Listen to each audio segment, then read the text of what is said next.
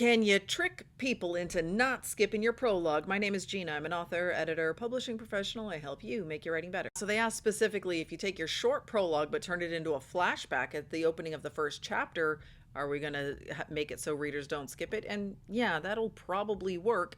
But the bigger problem is not that you have the word prologue on the screen.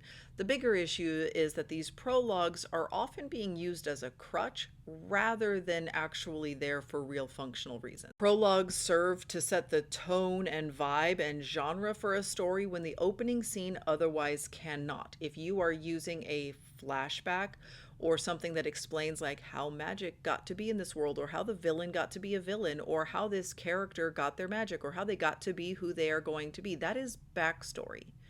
That is usually not the correct type of stuff to put into a prologue.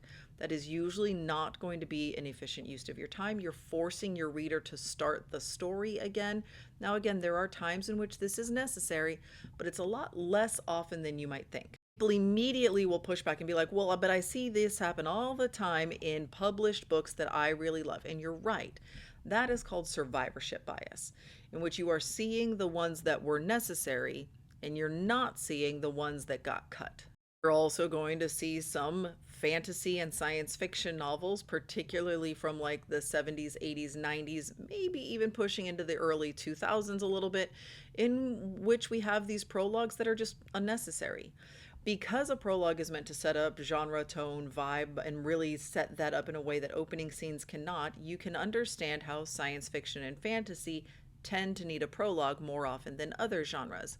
And so a lot of people saw that and thought, well, that means every science fiction or fantasy novel needs a prologue. And so a lot of unnecessary prologues got written. It became the fashion. It became the thing that everybody was doing. And if you are hearing me say this and you're thinking like, well, maybe they're going to become the thing that we do again, you're right. Maybe they will. Right now, they're not what we are doing. And so unless you need one, you shouldn't have a prologue at the beginning of your story. And putting it in the beginning of chapter one, yes, it will convince some readers to continue reading it, but you're still going to be asking them to start the story again when the story really gets started. And you're not going to trick any industry professionals. Editors and agents are going to see right through this immediately, and they're going to be like, oh, well, this is a prologue in disguise. But yes, it will work on readers until they get to the real start of chapter one. They're going to be like, what? Did you just try to trick me with a prologue? What is going on here? I'm confused. Are we starting over? Why are we starting over? And so it's not going to be great.